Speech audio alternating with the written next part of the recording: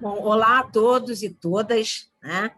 Eu sou Márcia Catita, sou jornalista e faço parte do coletivo Memória e Utopia. Seguimos hoje trazendo para vocês mais um importante depoimento do ciclo das entrevistas exclusivas Igrejas e Ditadura, Verdade, Memória e Utopia, promovido pelo coletivo Memória e Utopia. Essa série de entrevistas tem como objetivo trazer à memória da nossa gente os 57 anos do golpe militar, instalado no país em 1º de abril de 1964. Nessa série de entrevistas, o coletivo Memória e Utopia compartilha depoimentos de pessoas de igrejas cristãs que são exemplos de resistência à ditadura militar e que vivenciaram as dores, as perdas e a repressão naquele período. Bom, na apresentação dessa entrevista de hoje, terei ao meu lado a jovem Luísa Lunardi, de 24 anos, estudante de jornalismo da UFRJ. Olá, Luísa. Olá, Márcia. Olá a todo mundo que está assistindo. Boa noite. Bom, juntas, eu e Luísa, teremos a nobre e honrosa missão de compartilhar os depoimentos e memórias do querido Anivaldo Padilha, né? Sociólogo, nascido em Minas Gerais e membro da Igreja Metodista. Líder da juventude metodista em São Paulo e no Brasil, e do movimento ecumênico de juventude no Brasil e na América Latina durante os anos de 1960, Anivaldo Padilha lutou contra a opressão e pela democracia. Preso, torturado e exilado depois de ter sido denunciado por um pastor e seu irmão, tendo um deles até se tornado posteriormente bispo da igreja, ao falar sobre o que viveu e viu, Anivaldo diz: tudo isso contribuiu para que muitos de nós pudéssemos descobrir e encontrar dentro de si aquela força para resistir que muitas vezes não pensávamos possuir. Anivaldo esteve exilado por 13 anos no Chile, Estados Unidos e Suíça. Trabalhou no Conselho Mundial de Igrejas, na Igreja Metodista dos Estados Unidos e no Movimento Ecumênico dos Estados Unidos. Voltou ao Brasil em 84 e seguiu como ativista ecumênico. Incorporou-se ao Centro Ecumênico de Documentação e Informação, o CEDI, participou da Fundação de Coinonia, Presença Ecumênica e Serviço, foi coordenador do GT de Igrejas na ditadura da Comissão Nacional da Verdade. Anivaldo também é pai do ex-ministro de Saúde, hoje deputado federal, Alexandre Padilha, né? Olá, Anivaldo, prazer enorme estar com você aqui nessa noite. Olá, Anivaldo, boa noite, um prazer. Boa noite, o prazer é todo meu, uma alegria estar com vocês, viu? Igualmente. A Luísa vai começar com as perguntas, né, Luísa? E a gente vai fazer esse bate-papo, né? Mostrando aí para o público que está assistindo esse vídeo um pouquinho da sua história, né? Um pouquinho do que a gente não pode esquecer, né? É o que é recuperar essa memória. Luísa? Boa noite, Anivaldo. Então, para começar, a gente quer saber um pouco de quem era você na época do golpe, na época que você foi preso, e qual era o seu papel dentro da igreja, dentro e fora da igreja, enfim, o que você fazia nessa época. Bom, como a Márcia já mencionou, naquele período eu era líder da juventude metodista no Brasil, mas também do movimento ecumênico de juventude no Brasil e na América Latina.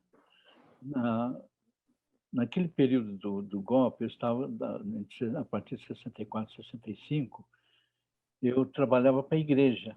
Eu era funcionário da igreja, como diretor do Departamento de Juventude da igreja, Departamento Nacional de Juventude, e também era o redator, o editor de uma revista chamada Cruz de Malta, na época, que era uma revista especialmente dirigida à juventude. Mas esse era o meu trabalho dentro da igreja. Ao mesmo tempo, eu já era estudante, estava bastante envolvido no movimento estudantil. No período antes do golpe, eu estive bastante envolvido no movimento pela defesa das reformas de base. Lutei contra a tentativa de golpe em 61, após a renúncia do Jânio. Então, a militância começou lá atrás, no final da década de 50, né? E no período que eu estive à frente do Departamento de Juventude da Igreja, e ao mesmo tempo que eu participava do movimento estudantil, era um dos líderes do movimento estudantil em São Paulo, nesse período eu entrei em alguns atritos, né, com parte importante da liderança da Igreja. E por isso eu fui demitido do Departamento de Juventude. Continuei como redator da revista, porque eram 2 departamentos diferentes. Ou seja, me dediquei mais ainda naquele momento à militância política no movimento estudantil, mas continuei editando a revista, até o momento que eu fui preso, em 1970.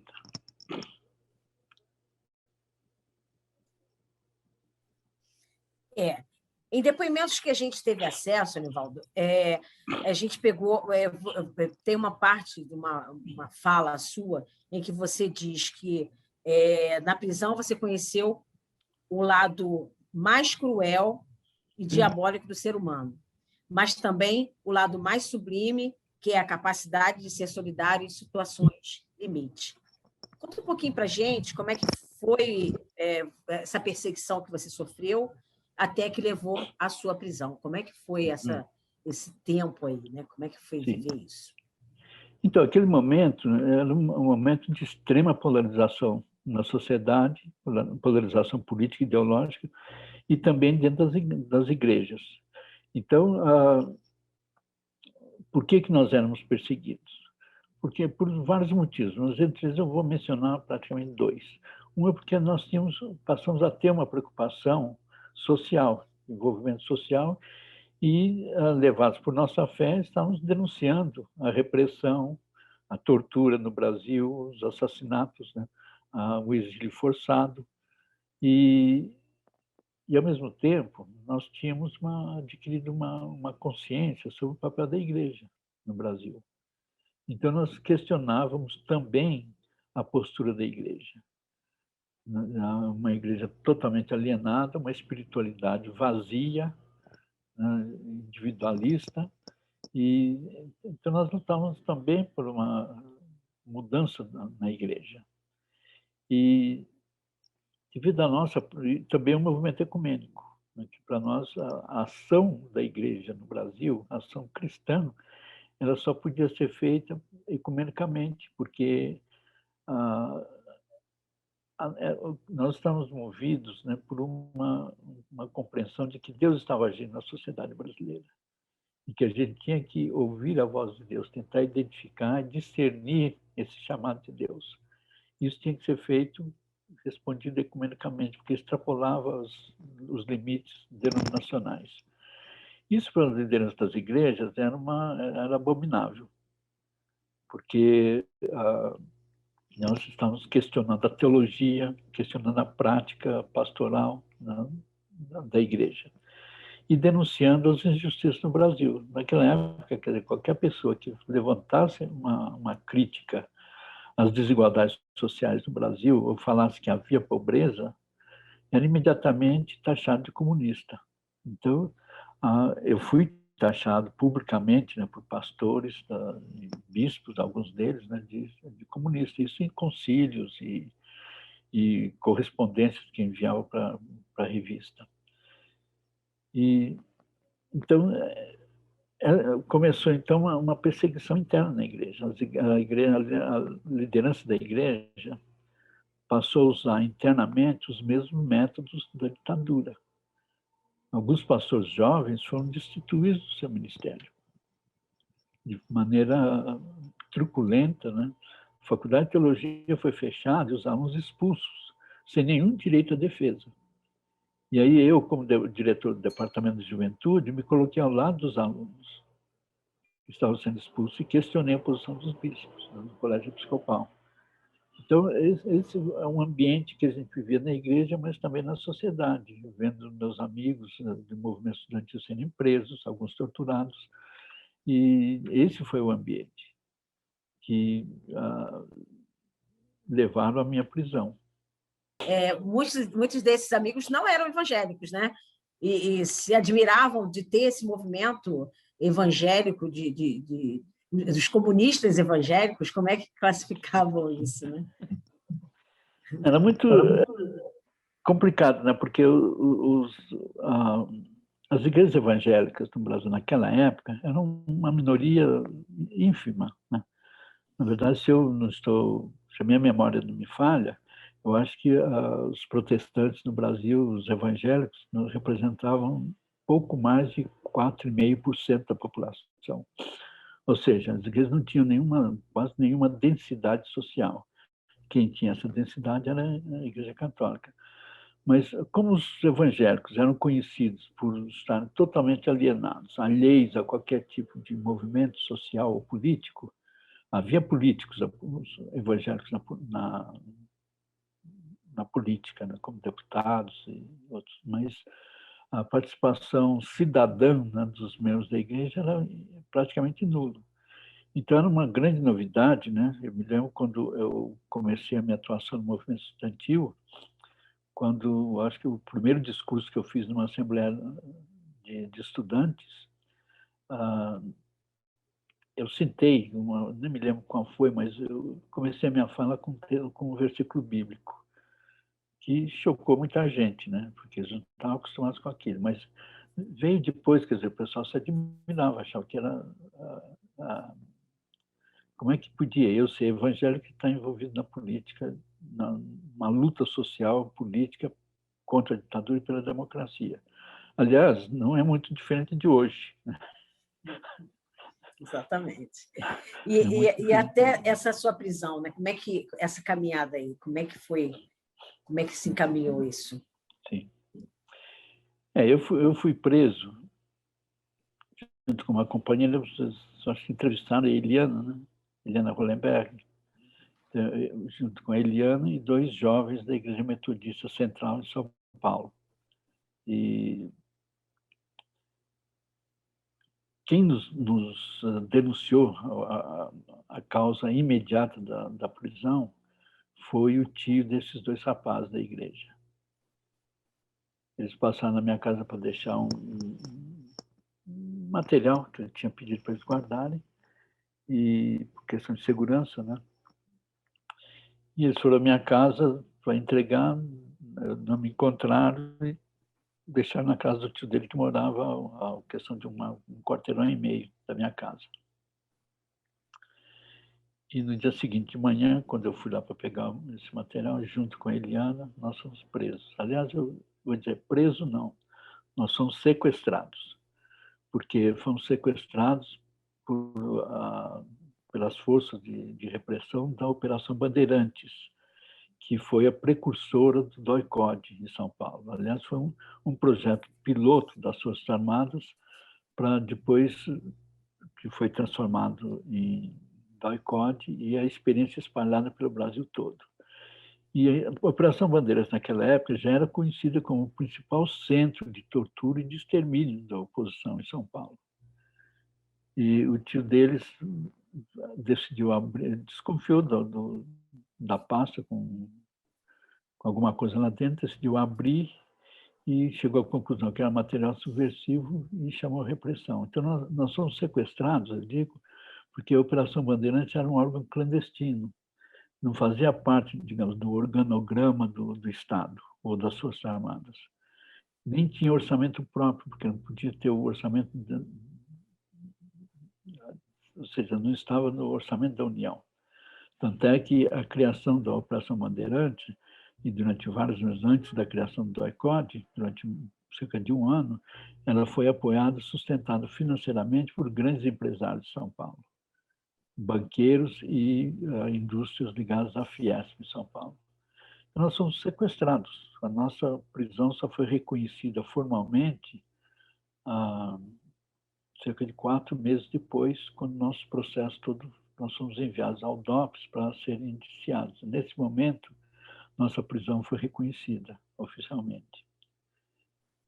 E então, eu disse, a causa, o motivo imediato foi a denúncia desse tio deles. Mas durante o processo de tortura, de interrogatório, eu descobri que eu tinha sido dedado por um pastor. Porque durante uma sessão de tortura, eles queriam que eu assumisse que eu era comunista, eu dizia que não era, me recusava a colaborar. Aí um dos torturadores virou para mim, aos gritos, falou: você quer que acredite em você ou no pastor que fala que você é comunista? Eu mais ou menos naquele momento, eu descobri que tinha realmente sido denunciado também por um pastor. Né? Não, eu tinha algumas dúvidas, alguma intuição, suspeitava de alguns, mas eu só fui saber mesmo quem era a questão de 12, 13 anos atrás. Foi no final da década de 90 que eu tive acesso aos documentos a meu respeito que constam dos arquivos do Estado de São Paulo e do antigo SNI. E lá consta, né, os nomes de quem me dedaram. Foi exatamente o pastor José Sucasas e o irmão dele, Isaías Sucasas. Isaías já era bispo nessa época. Então, fui denunciado por um bispo e por um pastor da minha igreja. Eles foram diretamente responsáveis, né, pelas torturas que eu recebi, que os outros 2 jovens também receberam, e Eliana também. Qual foi esse período de sua prisão? Nós fomos presos em 28 de fevereiro de 1970. E estivemos lá na Operação Bandeirantes, na primeira vez, por 21 dias. Nesse período, todos nós fomos torturados diariamente, todos os dias. Depois nós fomos enviados para o DOPS, que era para fazer o indiciamento. Só que chegou no DOPS, o delegado que cuidou do nosso caso decidiu que não havia base para indiciamento, nem meu e nem do Celso e Fernando, que eram os 2 jovens. A Eliana tinha uma situação um pouco mais complicada, porque o marido dela estava na clandestinidade, eles descobriram isso, então foi mais complicado, ela a situação jurídica dela ficou mais complicada. No nosso caso, não. Aí o DOPS tentou nos colocar em liberdade. Isso foi, eu não tenho de memória exatamente quanto tempo, mas nós fomos para o DOPS, eu me lembro bem, dia 21 de março, e isso deve ter acontecido na segunda metade do mês de abril. Aí, para ser libertado, a Operação Bandeirantes tinha que autorizar a nossa soltura. Então, ao invés de autorizar, nos chamaram de volta para a Operação Bandeirantes. Nós ficamos cerca de 10 dias lá, sendo torturados novamente, tentando forçar a gente a confessar o que eles queriam que a gente confessasse. Quais eram as acusações? Qual foi o erro de você? O que era? A acusação que eles faziam é que nós era de infiltração comunista na Igreja Metodista. Eu descobri ali que eu havia infiltrado, né, a Igreja Metodista quando eu tinha cerca de 7 anos de idade. Então, eu falei para um deles, né, que falou que era infiltração comunista. Eu sou membro da igreja, meus pais se tornaram metodistas, eu tinha 7 anos de idade. Então, desde essa época, eu infiltrei na igreja. Bom, mas, enfim, já se tratava de um agente duplo. Agente duplo. Então, ficamos mais ou menos 10 dias lá nessa primeira volta. Eles mandaram de volta para o DOPS. E, mais uma vez, o delegado achou que não tinha base na Lei de Segurança Nacional para nos indiciar. E decidiu nos soltar de novo. Depois a gente vai falar sobre como foi sua liberdade. Né? Agora, só para dizer, então, depois eu digo, então decidiu nos soltar, mas só que a Operação Bandeirantes nos chamou de volta. Aí já foi, eu acho que mês de maio, por aí, mês de maio, quando fomos torturados novamente. Aí nos mandaram de volta para o DOPS com a ordem clara. Isso o delegado falou, o diretor do DOPS na época falou, olha, nós vamos ter que ser indiciados porque eles não querem soltar. Então, com o indiciamento, esse processo vai para a auditoria militar. A auditoria militar era o tribunal de exceção, né, da ditadura. E lá eles, provavelmente, vocês podem ser soltos com ordem de juiz. Aí é mais fácil. Certo. Luísa? E você já falou que, enfim, as acusações, não, as denúncias partiram de dentro da igreja, de dois pastores, né, um bispo e um pastor, e que havia uma perseguição dentro da igreja, mas como a sua comunidade de fé, como a sua igreja reagiu à sua prisão? Houve alguma mudança no comportamento? Esse comportamento de perseguição era generalizado? Enfim, como foi? Não, a perseguição era generalizada em termos de que era quase que uma posição oficial da igreja, ou melhor, uma posição oficiosa, né? Que eram líderes importantes da igreja que promoviam esse tipo de perseguição. E eram copiados, né, por pastores locais. Agora, ao mesmo tempo, você tinha aquelas pessoas e algumas lideranças da igreja que não compactuavam com essa situação. Então, a igreja, como eu falei antes, a igreja estava polarizada, então ela estava dividida. Tanto é que, quando nós fomos presos, uma coisa que me emocionou bastante, eu só fiquei sabendo depois, né, é que, por exemplo, teve pelo menos 3 comunidades em São Paulo que fizeram vaquinha, levantaram dinheiro, né, para me ajudar com advogados, principalmente ajudar meus pais, porque eu era o sustento da família. Eu era um arrimo de família. Meus pais, a família, dependiam do meu salário, né? Isso foi uma coisa importante para mim. Outra coisa que eu fiquei sabendo depois foi que houve em várias comunidades uma certa corrente de oração por nós. Então, uma coisa que às vezes eu me emociono ainda, né, quando eu penso nisso, porque a oração, muitas vezes falam, o que adianta oração? Deus vai interferir? Não sei, né? Mas acontece o seguinte, o fato de que naquele momento, naquela situação, naquele contexto, você fazer reuniões de oração numa igreja para orar por pessoas que eram presas políticas, era um ato político de coragem. Com certeza. Existia muita coragem, né? Porque muitos amigos que... Eu conhecia todo mundo, era muito conhecido, era bem tratado por muita gente, né? Eram amigos, tinha amigos assim, com quem eu convivia. Agora, quando eu fui, no momento da prisão, a partir do momento que a minha prisão se tornou conhecida, muitos amigos desapareceram. Eu entendo que muitos desapareceram, não, pois muitos, quando eu voltei do exílio, né, me reencontrei com muitos deles, eles confessaram que estavam com medo. Não foi não se isolaram por achar que, por discordar das razões da minha prisão, não, ou por serem adversários políticos. Não, ficaram com medo. E eu respeito isso, porque sempre falo, na tortura, ela tinha 2 objetivos. Um era extrair informação imediata dos prisioneiros. Então, era um instrumento de interrogatório, mas, ao mesmo tempo, era um meio de aterrorizar a população.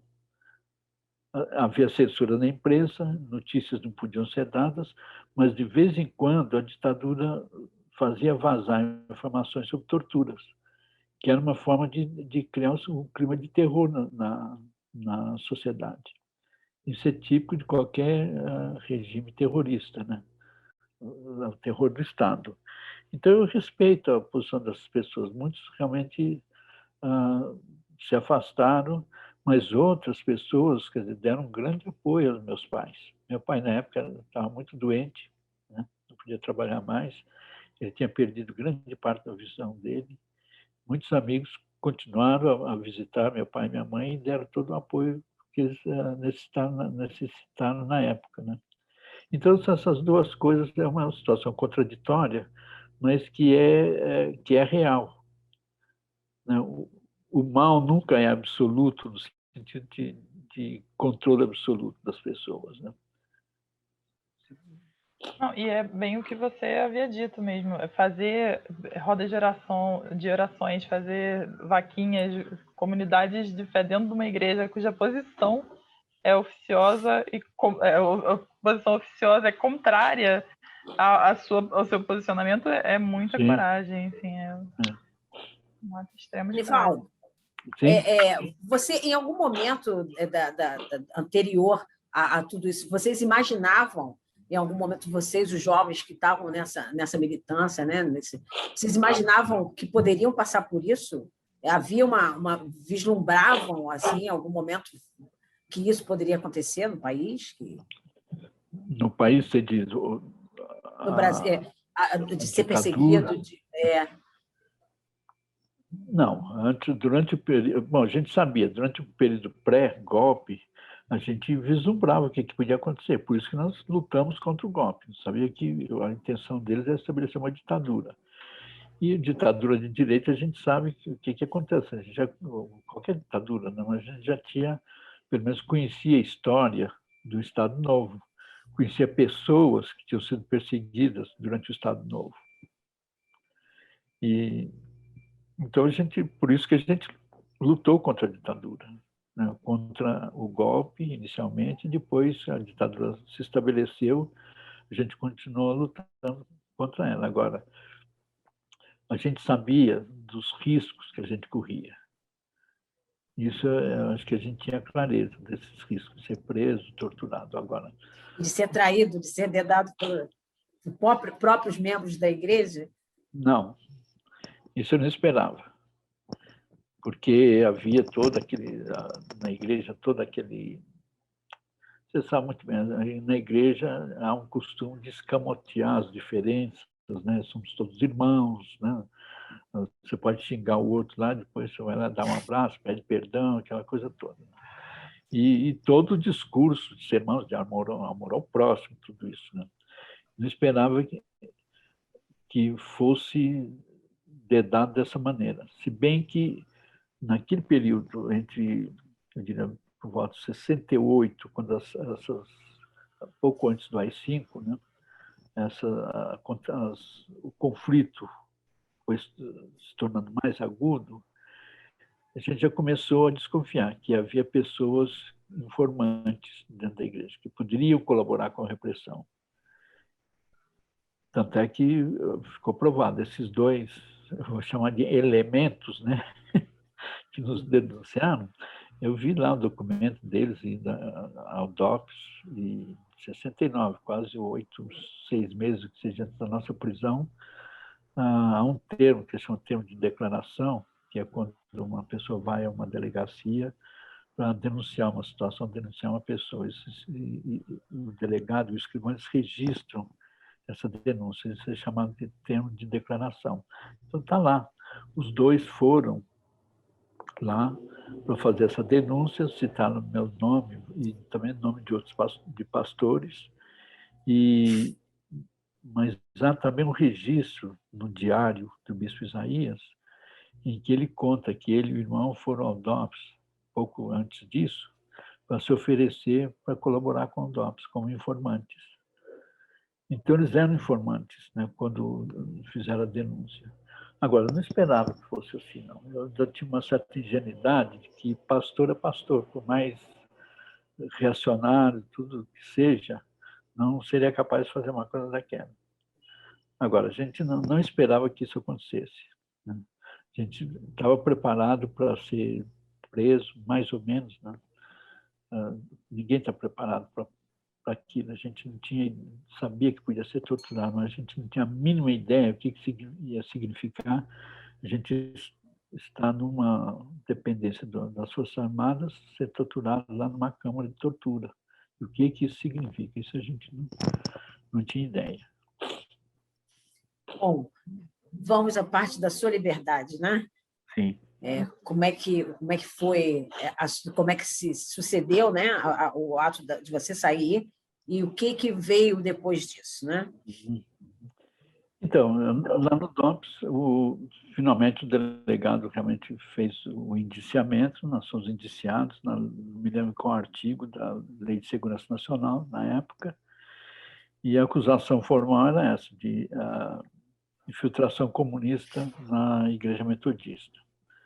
O processo chegou na auditoria, o próprio promotor reconhecia que não havia base para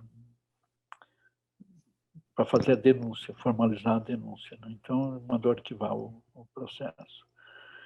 E com isso nós fomos soltos, né? Foram todos?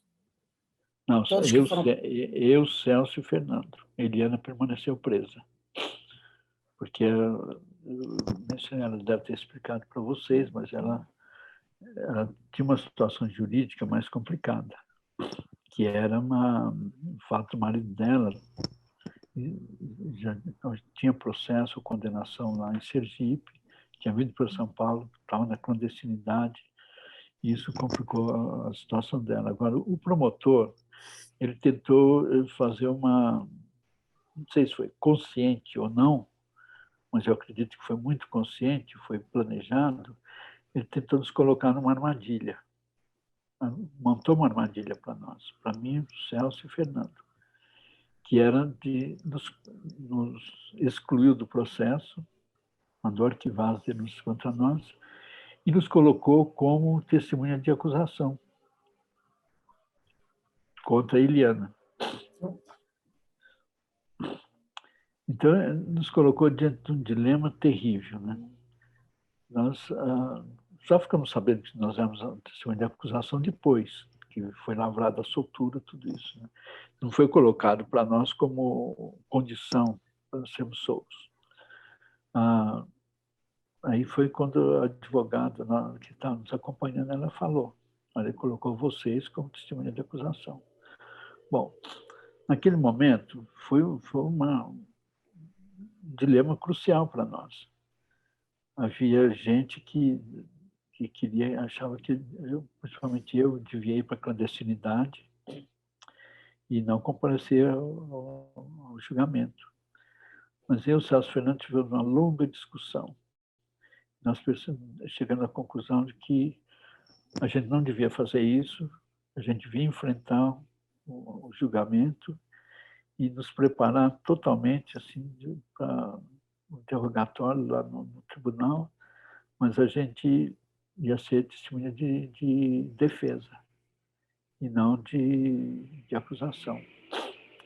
E foi isso que nós fizemos. Agora, a gente usou uma estratégia que, não sei nem se o juiz percebeu, foi assim, difícil para eles, né? Mas nossa estratégia foi o seguinte,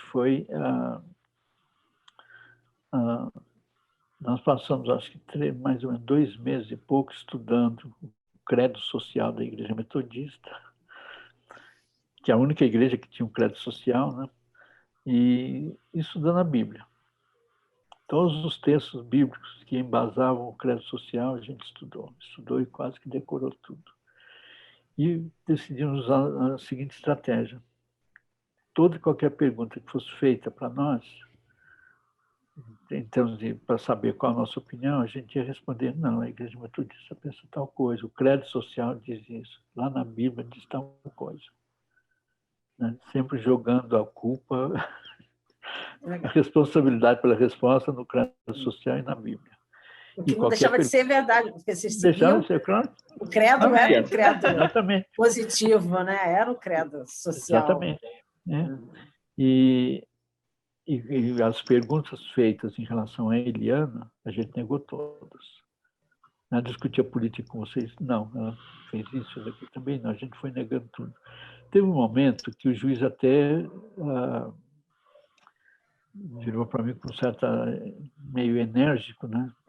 Só para esclarecer, o tribunal ele é composto por 4 oficiais do Exército e um juiz togado, ou seja, o juiz era parte do judiciário. Isso diz muito sobre o papel do judiciário naquela época, né? Era um juiz togado, estava lá de toga, os outros estavam fardados. Aí ele virou para mim e falou assim, olha, eu costumo, quem mente aqui no tribunal sai preso na mesma hora, viu? O juiz. O juiz me falou. Aí eu falei para ele, desculpe, eu tenho que dar risada, né? Mas eu falei, desculpe, meritíssimo, a minha consciência cristã não me permite mentir. Né? Nada mais justo. Nada mais justo, né? E aí ele tentou depois jogar algumas armadilhas também para saber se eu era realmente crente, né? Teve um momento que ele Ele me perguntou, ele falou o seguinte, olha, eu vou te dar vou falar um versículo, eu vou falar só a primeira parte, eu quero que você complete. Olha. Falei, vamos lá, né? Aí ele pegou um que é tão conhecido, que sede humildes como a pomba e astuto como a serpente, né? Ele falou, sede astuto, humilde como uma pomba, eu falei, e astuto como a serpente. Ele, é isso mesmo. Nossa, é crente. É crente. Aí ele perguntou, onde é que você encontra isso na Bíblia? Eu não sabia. Mas eu respondi, eu falei, bom, aqui eu posso falar.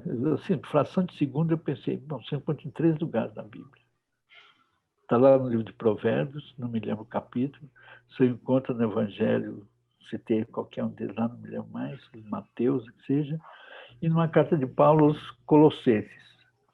Mas você sabe mesmo. Aí ele falou, tá bom, satisfeito. Minha mãe, que estava lá atrás, e o pai dos rapazes, dos amigos, né, que estavam lá atrás na audiência, eles falaram que tremeram quando eu dei essa resposta, porque nenhuma delas era correta. Não estava em lugar nenhum desses, né, Jota? Eu falei, não, eu chutei mesmo, pronto, né? Mas certamente ele também não sabia. Com certeza. Ele também não sabia, por isso que se soubesse ele teria falado. Mas ele ficou balançado, porque eu falei com tanta firmeza. Isso é parte daqueles momentos, né, histórias que se tornam folclóricas, né? Mas na hora foi um momento de tensão, muita tensão. Então, realmente, nesse momento, eu fui libertado. Né? Depois do depoimento, aí eu fui liberado, o Celso Fernando também.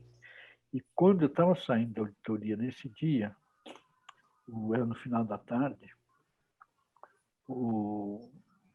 estava lá um capitão que servia lá na Operação Bandeirantes, tinha sido um dos torturadores. Aí ele virou para mim, soltou um palavrão, né? Xingou minha mãe, minha avó e todas as figuras femininas da minha família, meus ancestrais, e falou, você nos deu muito trabalho. Da próxima vez você não será preso. Insinuando, né, que eu seria morto. Uhum. Então, aí depois desse episódio, né, foi, se não me engano, no final de janeiro, não me lembro exatamente quando foi, no fevereiro, aí sim eu fui para a clandestinidade. Que já, na verdade já estava, porque antes de ser preso eu morava com meus pais. Quando eu saí da prisão, eu não voltei para casa. Eu fiquei cada semana, um dia assim, dormindo na casa de amigos. E então, quando eu estava totalmente livre, né, eu fui para a clandestinidade e tentei ficar aqui, assim,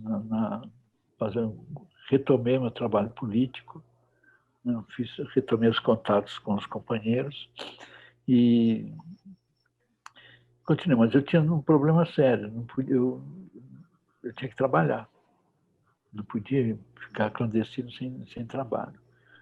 Aí um primo conseguiu um trabalho para mim numa empresa de um amigo dele e então eu trabalhava lá, mas a situação muito precária, porque várias vezes eu andando, saindo, essa empresa era bem na Praça da Sé, em São Paulo, lugar de muito movimento, e várias vezes, antes de sair, no final do expediente, eu olhava pela janela para ver como é que estava a situação lá embaixo. E teve dias que eu fiquei até mais tarde, porque eu vi o carro da Operação Bandeirantes lá na praça. Uma perua amarela, que era conhecidíssima nossa, né? E eu não sabia se estava me esperando ou se estava ali mais para pegar alguém que passasse por ali. Era Então, medo constante, né? Insegurança e medo você fica constante. uma insegurança muito grande. A única maneira de eu permanecer na clandestinidade seria sair de São Paulo. Podia ficar em São Paulo. Mas aí o cerco foi se fechando. Eu era militante da Ação Popular. O cerco foi se fechando em cima da Ação Popular, como tinha se fechado em torno das outras organizações, até que veio a decisão de eu sair do país. Eu saí do Brasil e no final de abril, e clandestinamente, né, pelo sul do Brasil, apesar de eu ter saído já com a intenção de ir até o Chile, de lá ver para onde eu ia. E eu saí com passaporte. Eu tinha um passaporte que, em 68, eu tinha viajado aos Estados Unidos, para o encontro lá de juventude ecumênica, né? Fui ao convite do Conselho Nacional de Igrejas dos Estados Unidos. E, então, eu tinha passaporte e tinha um visto, válido por 4 anos. No momento que minha mãe desconfiou que eu tinha sido preso, porque eu sempre fui muito rígido, questão de horário, muito pontual. Eu saía de casa, eu falava, tal hora, antes de tal hora eu estou de casa. E realmente eu chegava, né? Exatamente para não causar preocupação. Deixava ela e meu pai acompanhavam tudo que eu fazia, apoiavam, não tinha nenhum conflito nesse sentido. Mas é aquela preocupação, né? E quando eu saí no sábado de manhã, que é o dia da prisão, eu saí junto com ele e falei, eu volto dentro de uns 15, 20 minutos. Depois de meia hora, ela já decidiu ir até a rua para ver se estava acontecendo alguma coisa. Olhou, não viu nada, aguardou mais um pouco, aí ela desconfiou. A primeira coisa que ela fez foi esconder meu passaporte. Exato. Bem esperta, viu? Abençoada mãe. Né? Exatamente. Então, agora, ou seja, eles não pegaram meu passaporte, né? Então, eu pude sair daqui, mas eu saí clandestinamente, porque eu não quis correr o risco de passar pela polícia de fronteira. E lá do Chile, aí foi quando, no Chile, eu tive o convite do Conselho Nacional de Igrejas para ir para os Estados Unidos para fazer um trabalho lá sobre a América Latina, sobre política externa americana e América Latina. Você teve o acolhimento das igrejas fora do Brasil, né? Você já tinha esse contato. Então, né? E eles tinham noção do que estava acontecendo aqui também, né, no Brasil. Eles tinham noção, quer dizer, uma das coisas que nós fizemos muito naquele período, logo após o golpe, no CED, ou CEDI, como se diz, né? O CEDI, o Centro Ecumênico de Documentação e Informação, foi criado em 65. Eu falo sobre os escombros, né, do Departamento de Igreja e Sociedade da Confederação Evangélica do Brasil. Uma das coisas que o SED fez durante todo aquele período foi enviar informações para fora do Brasil, alimentar as redes ecumênicas sobre o que acontecia no Brasil. E, além disso, eu era secretário da ULAGE, também União Latino-Americana de Juventude Evangélica, nessa época, e Juventude Ecumênica. Então, eu era conhecido e conhecia muita gente na América Latina. Então, quando eu saí, eu fui acolhido pela Igreja Metodista do Uruguai, né, pelo Emílio Castro, que era um pastor metodista na época. Muitos anos depois, ele foi ser secretário-geral do Conselho Mundial de Igrejas. Lá do Uruguai, eu fui para a Argentina. Na Argentina também fui acolhido por Miguel Bonino, que era o reitor do seminário lá. Miguel Bonino, que é um dos grandes teólogos latino-americanos, né, já falecido também. E de lá fui para o Chile. E no Chile também fui acolhido pela uma organização ecumênica lá. Mas nesse Foram 13 anos, né? 13 anos, né? Foram 13 anos fora do país. Exato. Então, nesse período lá no Chile, o período de sair do Brasil até o Chile, eu fui apoiado, inclusive, aliás, antes de eu sair da prisão, eu já estava recebendo ajuda do Conselho Mundial de Igrejas. Então, eu saí daqui com a ajuda do Conselho, e lá no Chile também eu tinha apoio do Conselho, que já tinha um fundo de apoio a refugiados. E o Chile, naquele momento, Salvador Allende tinha sido tomado posse aquele ano, ele era um lugar para onde iam todos os exilados da América Latina, que estavam lutando contra as ditaduras. E você retorna ao Brasil, então, em que ano, Rivaldo? Retornei no final de 83.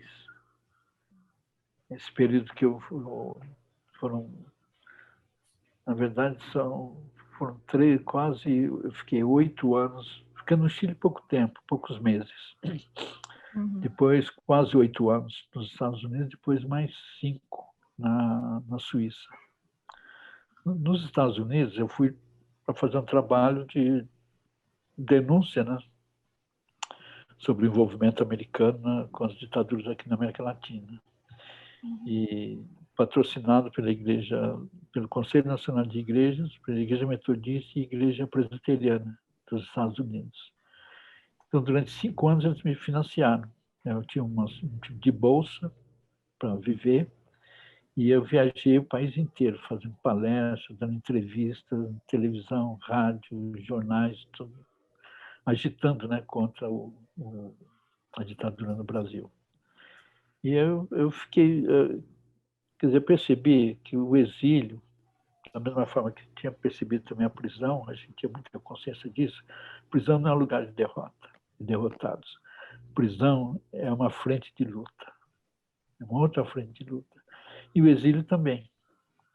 O exílio, historicamente, sempre foi uma experiência de luta daqueles que foram exilados, né?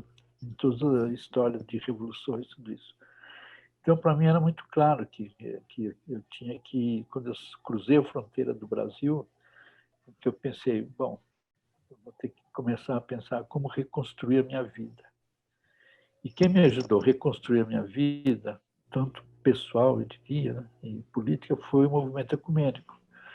Que eu estava envolvido num movimento ecumênico que nos Estados Unidos também. Todo o trabalho que eu fiz lá foi com o apoio do movimento ecumênico americano. E você volta ao Brasil? Você volta ao Brasil como um ativista, né? Sim, também. Porque de lá eu fui dos Estados Unidos eu fui para a Suíça para dirigir um programa com direitos, um programa experimental de missão para colocar jovens em situações limites, né, de direitos humanos em várias partes do mundo. Era um programa mundial. Eu fiquei lá 4 anos e meio, mais ou menos, dirigindo esse programa. Aí foi quando eu voltei para o Brasil, no final de 83, para me reintegrar na luta aqui.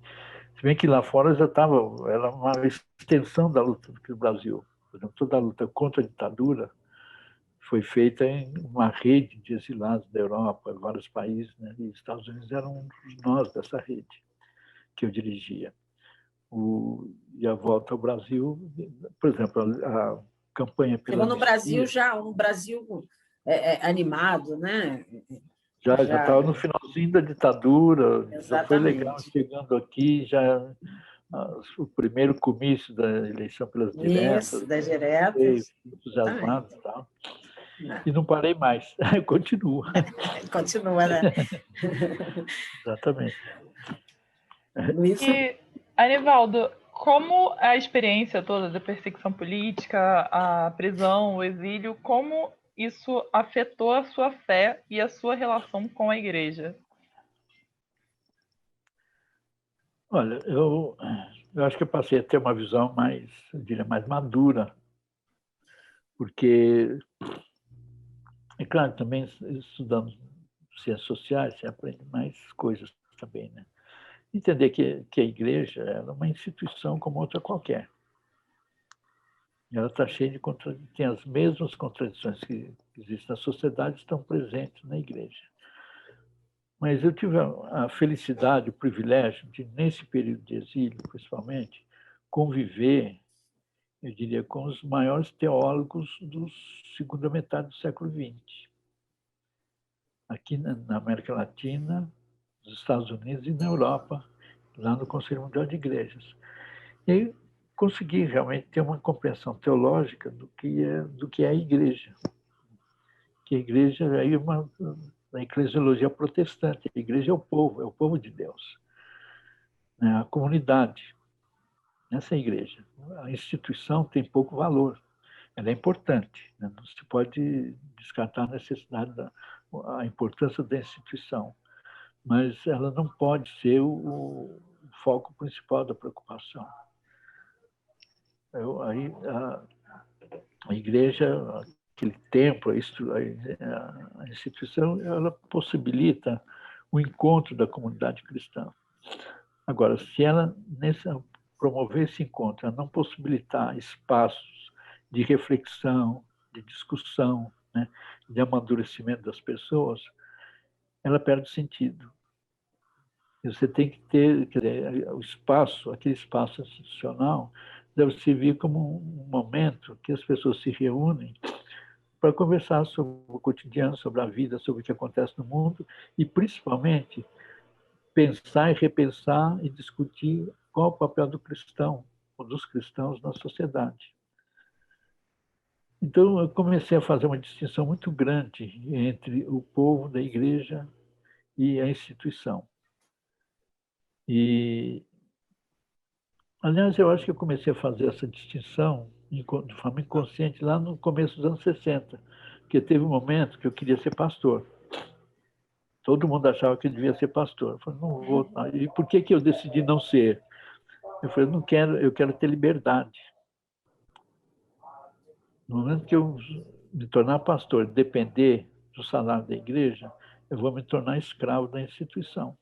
E eu não quero isso. Mesmo no período que eu dependia do meu salário na igreja, né, como diretor do departamento da juventude, eu fiquei muito claro. Falei, no momento que eu tive que enfrentar os bispos, eu sabia que eu corria o risco de ficar desempregado. Mas aquele era o preço que eu tinha que pagar para ser coerente. Tudo bem, e eu paguei. Então, quer dizer, eu tenho essa visão da igreja, uma visão muito crítica da instituição, mas, ao mesmo tempo, reconhecendo que a importância da instituição, porque ela reúne as pessoas. Mas o mais importante mesmo é voltar ao trabalho, a relação entre as pessoas e criar espaços de reflexão dentro das igrejas. E com isso eu vou tocando o barco. Eu deixei de participar, assim, até certo ponto, nos últimos anos, né, das lutas internas da igreja. Eu prefiro conversar e dialogar com as pessoas, e não me importar muito com as lutas internas, porque eu prefiro canalizar a minha energia para a luta social, luta política e social no âmbito da sociedade. É claro que isso reverbera internamente, porque eu não sou uma pessoa desconhecida na igreja.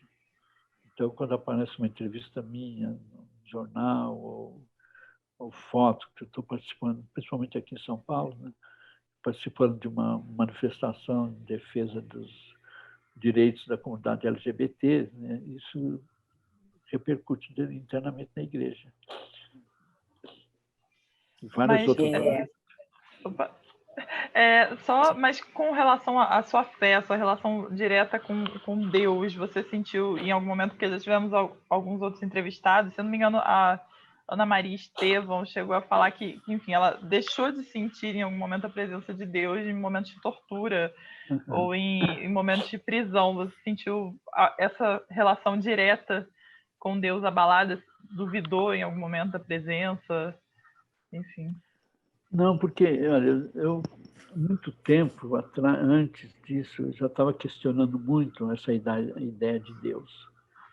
Esse Deus teísta, no Deus da antiguidade, aquele Deus que criou o mundo e ele mora lá em cima no céu, o mundo está aqui e ele age, interfere em tudo quanto é situação, né? Até hoje você ouve esse tipo de coisa. Não, Deus está no controle. Se Deus estivesse realmente no controle, as coisas seriam diferentes, né? Então, como eu deixei de acreditar nesse Deus.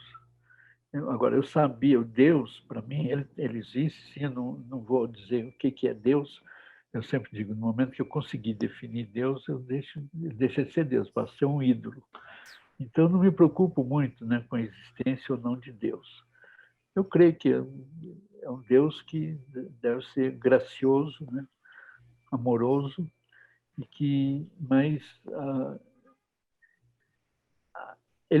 pode haver interferência a partir da minha compreensão desse Deus.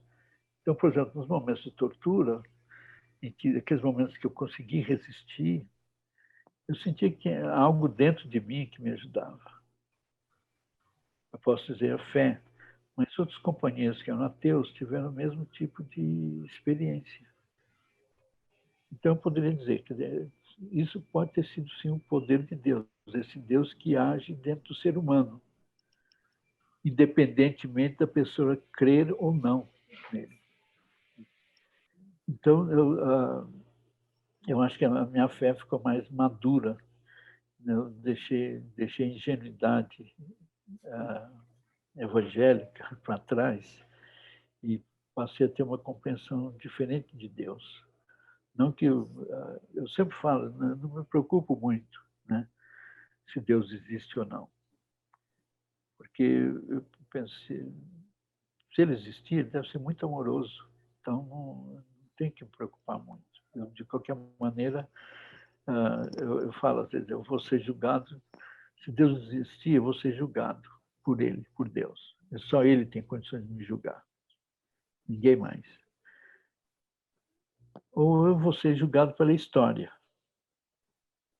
né? Por aquilo que eu faço, ou pelas duas coisas, por Acho que Deus você e está pela bem com história. os dois, hein? Eu Acho que também você está bem com os acho dois. isso que eu ia falar. Você é um Pode ficar bom tranquilo. exemplo. Né? Você aprendeu direitinho, estava no caminho certo.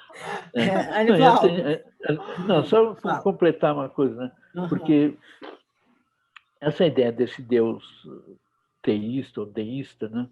Ele, da antiguidade, ele foi incorporado na fé cristã ou parte judaica bem posteriormente. Isso vem da influência do exílio lá na Babilônia e na Pérsia e tal. E, inclusive, a ideia de céu e inferno. Isso não existe lá no Antigo Testamento. Isso aí é influência grega depois, né? Então, e principalmente essa ideia de ir para o inferno, ser castigado, ser condenado, isso é coisa da Idade Média. Infelizmente, a gente não discute isso nas igrejas, né?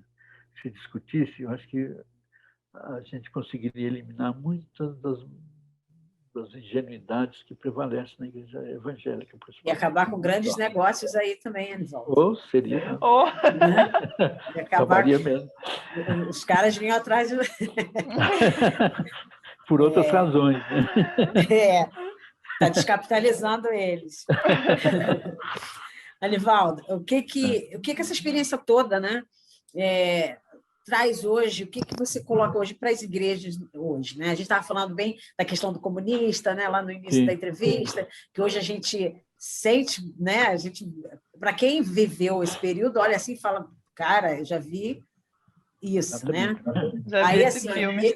Exatamente. A gente fica assim meio, não vai acontecer de novo, não tem como acontecer de novo. Em algum momento você pensa assim, é parecido? Qual essa experiência traz hoje para vocês? O que pode trazer para a gente? Olha, é muito parecido. Quando você olha, passa o radar do que está acontecendo no Brasil hoje, na sociedade, na igreja, a coisa é muito séria. Porque, para mim, é como se estivesse vendo o mesmo filme. É uma reprise. Claro que não é a mesma coisa, né? São momentos diferentes, mas você vê a polarização da sociedade, chamado para intervenção militar.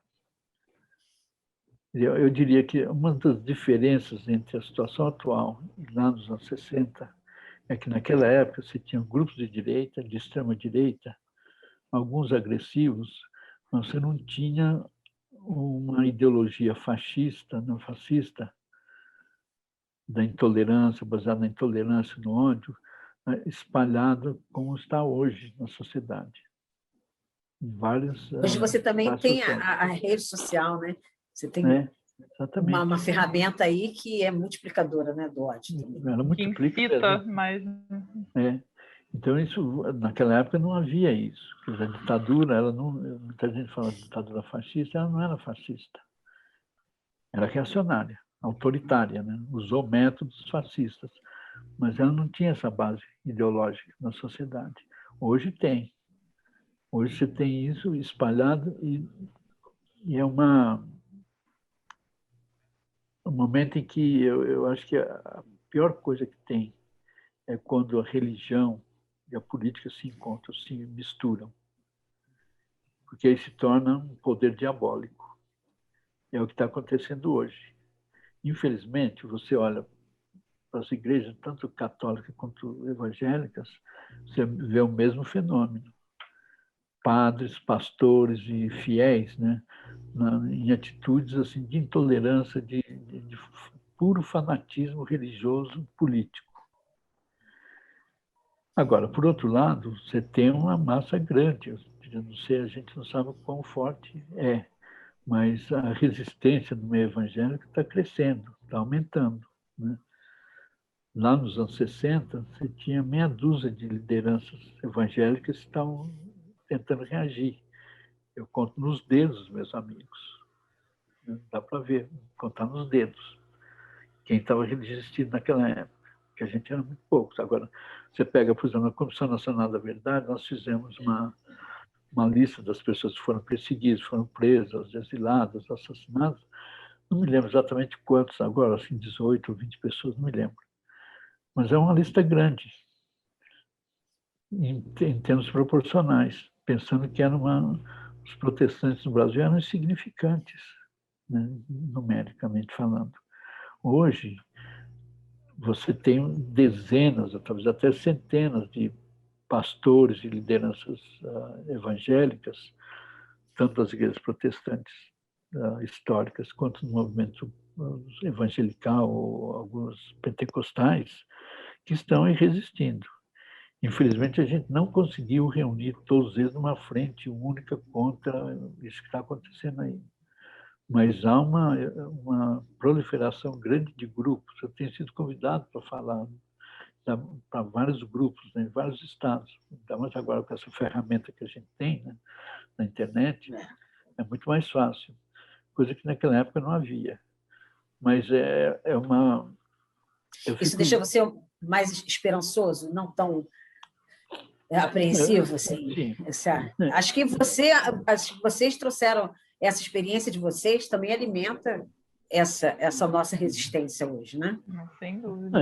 Eu me sinto esperançoso porque aquela coisa, uma coisa que a convicção que eu acho que eu aprofundei com a experiência da prisão é que o ser humano sempre vai resistir contra a opressão. Sempre, sempre. E aí eu acho que é uma força divina que está dentro de nós, o ser humano, né? Que te faz resistir. Pode demorar um pouco de tempo, pode ser rápido, mas vai acontecer. E aí também uma questão de perspectiva histórica, né? Se a gente entende a história como um processo dialético, a gente sabe que as derrotas nunca são permanentes, as vitórias também não. É uma luta constante. E hoje essa luta está aí. Coisa que até, digamos, 1 mês, 2 meses atrás, eu olhava com pouca esperança. Hoje não, hoje eu tenho muito mais esperança de que a gente vai realmente vencer esse movimento fascista que está aqui. Ele não vai desaparecer, mas eu acho que hoje nós vamos sair mais fortalecidos.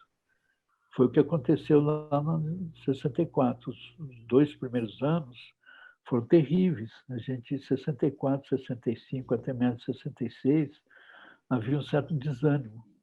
De repente, a gente estava fazendo trabalho para reorganizar o povo, e isso quase que explodiu em 68, 67, 68, nas grandes manifestações.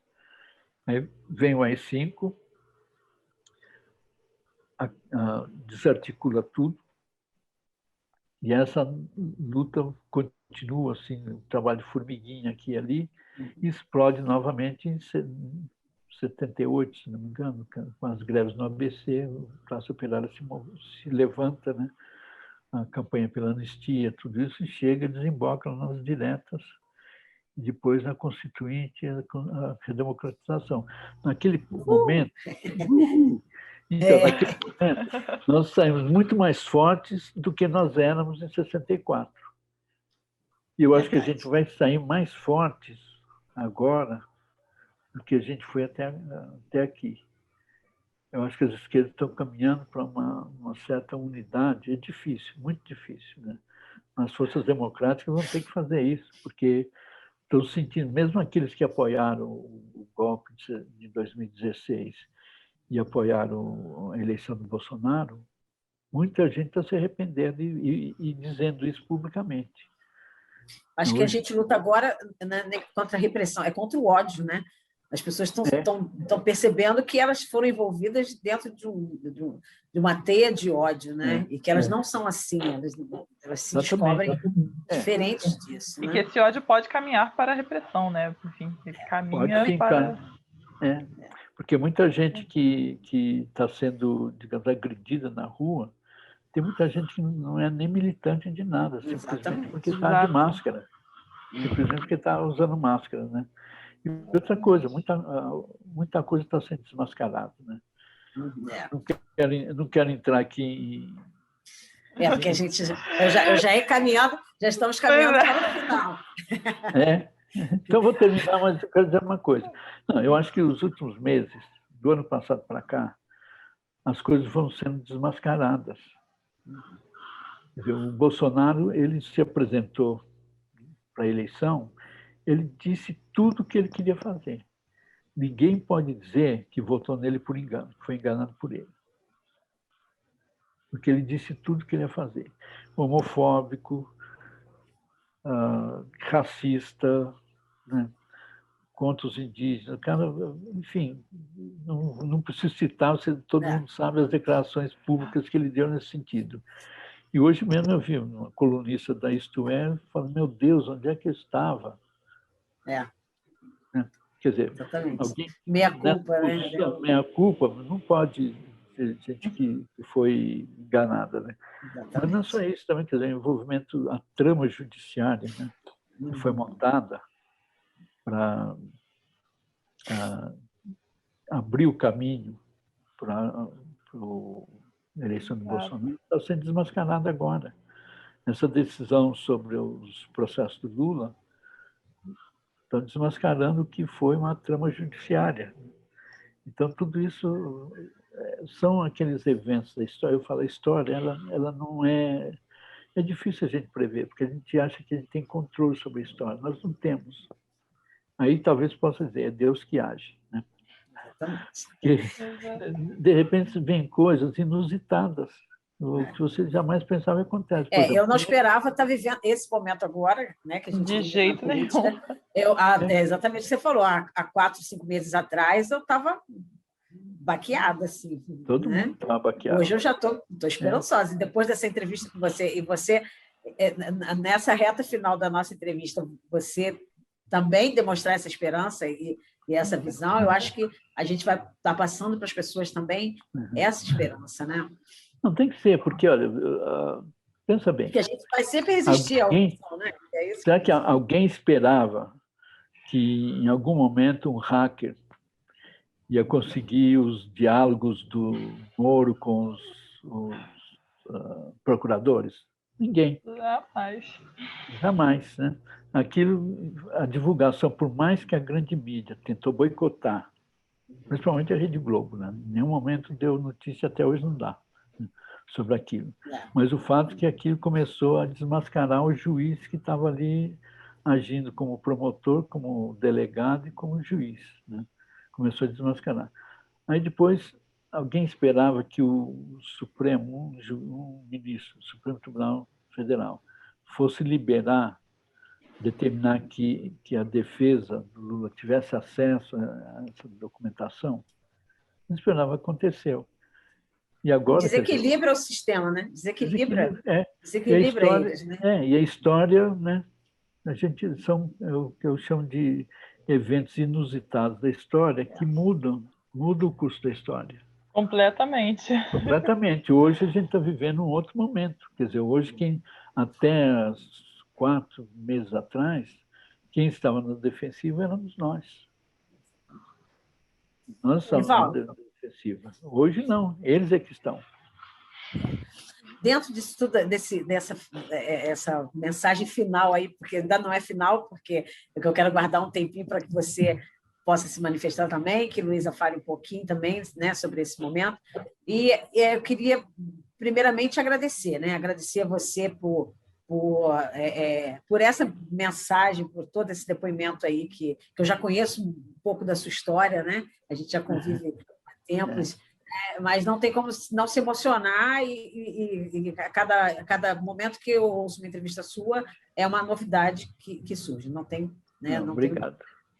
Tá? Então, assim, eu vou sair dessa entrevista hoje com o meu coração alegre e esperançoso, né? Eu acho que esse projeto de recuperar essa história, né? Eu acho que também faz parte desse caminho, né? Eu acho que o coletivo Memória e Utopia, essa ação, né, para que não se esqueça, para que nunca mais aconteça, né? Porque é isso, a gente tem que trazer sempre a memória, né? E a memória também dos que lutaram, como você, e que venceram e estão aí, na esperança, né? Eu acho que isso fecha essa entrevista com chave de ouro nesse sentido. Agradecer muito a você, queria que a Luísa falasse um pouquinho também da experiência dela, que é a nossa jovem, né, Anivaldo? A gente já não é mais jovem, né? Eu era jovem, já não sou aquela... Você era criancinha quando eu te conheci. Eu fico feliz, muito feliz, né, da gente poder estar reunindo. Sempre, em todas as entrevistas, tem uma pessoa menos jovem e uma mais jovem. Isso é bem legal. Então, queria que a Luísa falasse e que você fechasse para a gente, né, no final, falasse um pouquinho do que é. Tá? Eu, assim como a Márcia, só tenho a agradecer, realmente, para mim, que sou a mais jovem desta chamada, e que, não, enfim, não acompanhei, não era nenhuma pessoa na época de redemocratização, enfim, da ditadura e redemocratização. É muito importante e é fascinante, assim, eu saio completamente emocionada também, ouvir alguém que esteve, que fez parte da história e que, enfim, que esteve ali, sofreu as consequências diretas da ditadura.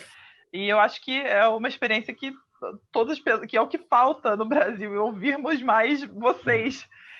Que se enfim, todo jovem, assim como eu, tivesse essa experiência, não necessariamente estaríamos onde estamos agora. Então, só tenho a agradecer. Muito obrigada, Magali, pelo convite. Enfim, só tenho a agradecer. Foi uma experiência enriquecedora. Eu saio com o coração leve também, como disse a Márcia, porque é muito positivo, muito bom ouvir uma palavra de esperança em meio a esse caos que estamos vivendo agora.